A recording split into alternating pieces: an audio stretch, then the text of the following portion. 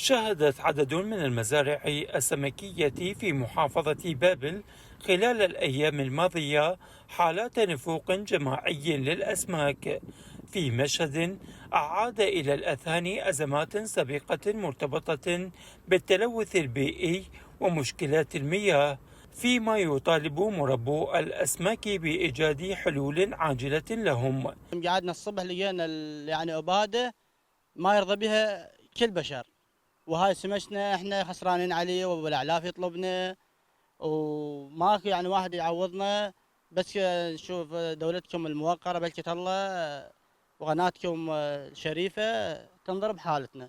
إبادة جماعية كارثة. فجأة قعدت الصبح لقيت القفص أبيض، أصابة ضاربة بالأقفاص.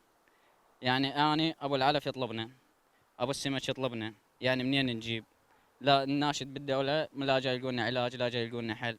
يعني هذا السمك هسه أنا منين أدفع فلوس لأبو العلف ولا أبو السمك يريد فلوس؟ يعني شو نسوي؟ احنا نناشد الدولة الكريمة بس نريد لنا حل، نريد حل هاي الصعبة. وتحدث رئيس الجمعية العراقية لمنتجي الأسماك عن تفشي هذا المرض سنويا، مما يؤدي إلى خسائر كبيرة لمنتجي الأسماك، مطالبا الجهات الحكومية باستيراد لقاح خاص لإنقاذ ما تبقى من الثروة السمكية.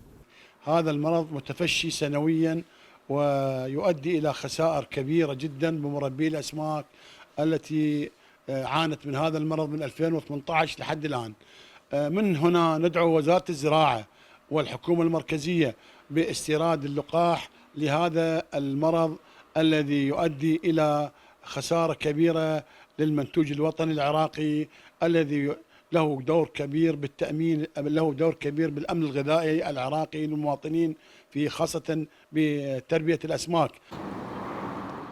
وتستمر مطالب مربي الأسماك بالحصول على دعم مباشر من الجهات الحكومية، إلى جانب اتخاذ إجراءات سريعة لمعالجة أسباب النفوق ومنع تكراره مستقبلا.